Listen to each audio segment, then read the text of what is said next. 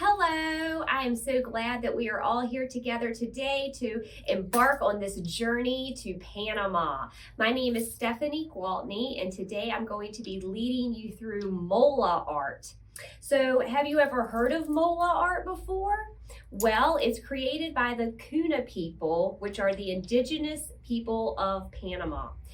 This is an example of one of the traditional outfits that these women showcase and wear. They have their art that is showcased on their blouse, which is what Mola stands for. So as they're adorned in their outfit, the women take beads and thread and they weave them together along their sisters and aunts and mothers' arms and legs as they're adorning them for their traditional garment wear.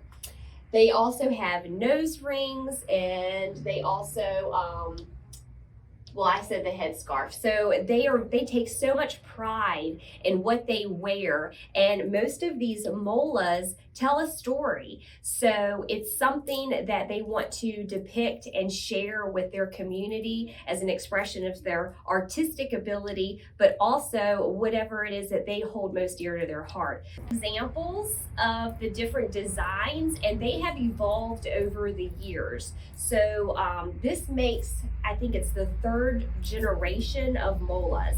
The first molas, the content and the subject was very primitive. So it showcased rocks and organic matter, like, flowers or trees, things that were, or even fire, because those were just the primitive forms of life that they told stories through. Then the generation is as they grew and they passed down from one family, generation into the next generation, more things started to become part of their storyline. They started creating more with the animals. It's like the consciousness elevated. So from the primitive fire, water, and earth came all the animals and the different ways that their food supply they wanted to document through these beautiful organic blouses, so to speak. Now we're into the generation where they have made claims with other parts of the world to trade and sell these amazing pieces. So they're becoming more commercialized. So they're starting to have iconic figures, anime characters, cartoon characters, because that is what the general public, the society that we're comfortable with, our Western world, is gravitating towards. That's their population to sell to. That's what's bringing an income to their community. So what you're seeing is second generation, and we're going to focus on the aquatic part of their lifestyle because we're in spring, the weather's getting warmer, and it's fun sometimes to just place ourselves in a different community to kind of expand our horizons. We are near the Atlantic Ocean. I'm not so sure if any of you have ever seen seahorses before, but even just doing art that is outside of the realm of what we're comfortable with seeing kind of enhances our imagination, and that's what art is all about. So with this project, you'll have 3 different templates, stencils, and I have 2 examples behind me. This is the seahorse here, and this one's done a little bit more tightly woven. This is textile art. We're not weaving like the traditional molas, but we are using yarn. And then we will get back into the material list in a moment. And then here's another example of a turtle, and this is more loosely done. It's not quite as tight and condensed. So, and this is our influence. So this is what's influencing our art design today. It won't be the traditional sewing, but it will still be in the same line, the same genre, the same medium of textile art. So what's the origin of molas? We know that they're from Panama, the Kuna people, but where exactly did they get this idea to stitch and create these designs into fabric and then wear them? Where did that come from? Well, it actually came from body art. So as you can, because you're taking this class right now, you probably have already noticed that art is an expression of life and everything is connected. So one art form very easily will translate and flow into another art form that then expands and grows into another art form. So for the indigenous people, the people that grew up there, that this is all that they know, the way that they expressed themselves, told stories and held ceremonies and different ritualistic gatherings, they would paint their bodies. Everything has symbolic meanings to them. So these geometric symbols and designs that they would paint on their bodies, then later through the evolutionary process of generational storytelling, translated more so into a textile version. And that's where we're at today. So this is the exact date is unknown. However, it can be assumed that molas were first created about 150 to 170 years ago. As I spoke about briefly before, molas are by sewing through applique from using thread and fabric. So they're used, it's called reverse applique, and it's stacking a series of fabrics and then weaving them together, and it makes it very tight and it's very strong. These are used in other designs as well, as far as like creating bags, creating tapestries, blankets, but they're mostly known for the women, as you will see, as they wear them around the mid-waist area, and that's where the storytelling begins. And most of these designs are also symmetrical, which means they're the same on both sides. Everything in art, it always seems to mean something different to each person. Each person has their own interpretation. So we may see these same symbols in an Aboriginal piece that may mean something differently or may mean something that's the same. Nevertheless, with this project, I would like for you to use your own expression in this. I'm just sharing my interpretation of the project and my own influence into it. You can take from this and turn your own twist to it, make your own special original design.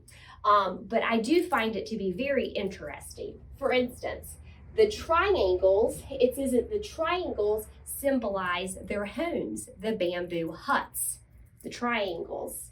They also represent protection. So this triangle represents a home, the protection for the family. And I think that's really symbolic and beautiful. So next time you see a triangle, it's more than just a shape. This right here, the vertical slots, this is a meaningful vertical design which implicates the sun rays that come through the bamboo hut. And we see the sun every day and we may pass it by and not really consider it as insignificant. However, it is significant enough that they created a symbol which signifies the sunlight coming through and penetrating through into their home. And it also provides the light, the energy, the warmth that they need to survive. So you can already see that for them to have it incorporated into their design, they honor the sun. The next one are labyrinths. And this is probably one of my personal favorites.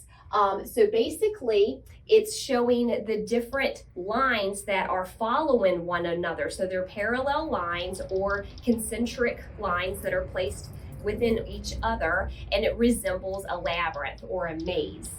What it says here is that, this is so interesting to me, it says that evil spirits would get lost in these labyrinths. So think about it. If you have created a mola, a design that has something symbolic and sacred as the content, as your subject, and then you place these labyrinth maze-like designs around it, essentially you are protecting that image that you hold so dear, so that the evil spirits will get stuck and will never be able to get to that which you hold so close and dear. So I find that, and just aesthetically pleasing to me, they just seem interesting. They just pull me in, they draw me in, very directional lines. Okay, the zigzag lines, this is interesting as well. These represent the teeth biting away evil spirits. So it's interesting that the four things that are represented is the triangle for the home for protection, and we have the sun that is the life force. We have the labyrinths that will delude and capture and take the evil spirits that lead them astray. And then you have these 9 teeth that are implicated through the zigzag lines. So already you will see how the elements of art are profoundly noticeable within this project. Between the line, the shape, and the color, those are the most pronounced elements that we'll be working with today. Intention in sharing this project with you is that you will gain a broader understanding of the culture of the Kuna people.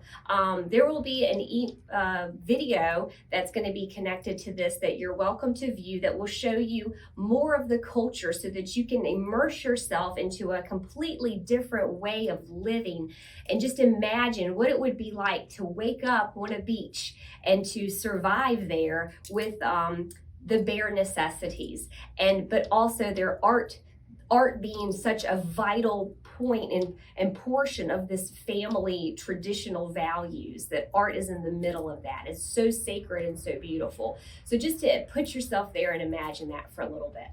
Also, as I already mentioned, the elements of design, or the elements of art, and then the principles of design. For the elements, we have line, shape, and color, which I have 5 different yarn colors. You may have completely different colors, and that's encouraged and even more interesting for your design. So it doesn't matter which colors you have, as long as they're contrasting and you use which colors speak to you. Traditionally, the molas were created using 3 colors, and if I remember correctly, that was red, orange, and black, which were natural colors that they could derive from the earth to create the dyes to make their fabric with. So we have many more bright, vibrant colors that can be applied to this project. So you choose freely. You can use more than 3 if you'd like. I think I used 4, so whatever you're comfortable with. Also, the principles of design, we already talked about symmetry, and that's one of the compositional layouts. So there's asymmetrical and symmetry, and we're going to be looking at more so of a balanced composition. We're not going to be doing symmetry, but I just wanted you to be aware that that's a lot of the way their designs laid out. But we are going to be looking at the balance of the colors and the balance of the way that you design your piece with how you choose to use the yarn, your textile work. Contrast. We spoke about that a little bit with the colors. You want to be able to have bold, vibrant colors that are easy to be seen and depicted with the way that you're going to be designing it. So you want those to stand out. And your pattern. So we have plenty of patterns that we'll be creating through the line design and the shapes from those lines. Materials that we have, we've already mentioned, we have yarn, construction paper. I have black. You're welcome to use whatever colors you desire for your project.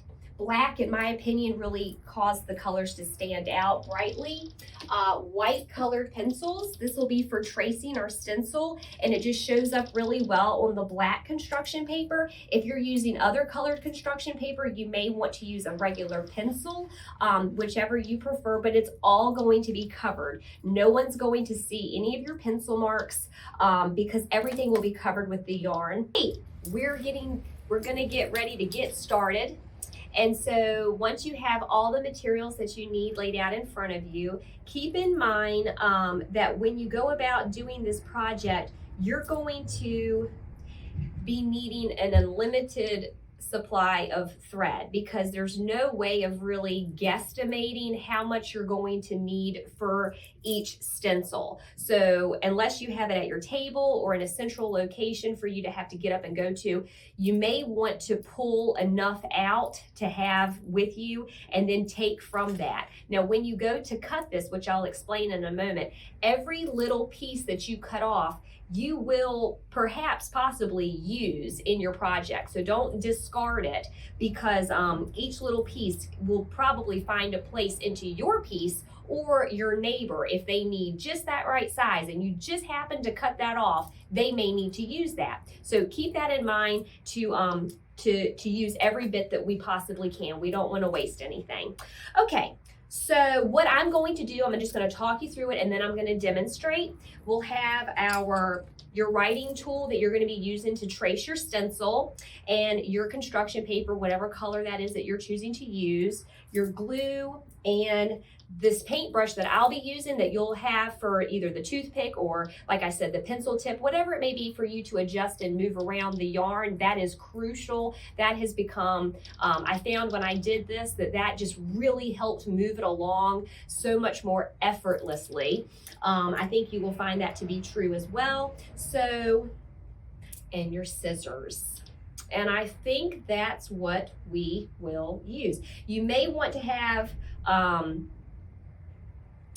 you may definitely want to have a pencil, because I will tell you this real quick. This stencil right here of the turtle, I did an outline on each just to kind of give an idea of how to break up the blank image. Because see, look at what happens when I take this away. You're left with what would be a blob shape, right? I mean, it's kind of difficult to distinguish where the shell and the leg and the tail, you know, start and stop. So that's why I kind of did this. If you want to, however this is going to be incorporated into this lesson, you can just see where you would maybe, when you go to draw this, take a pencil and just kind of draw out the segmented portions of each before you go into glue. Just keep that in mind.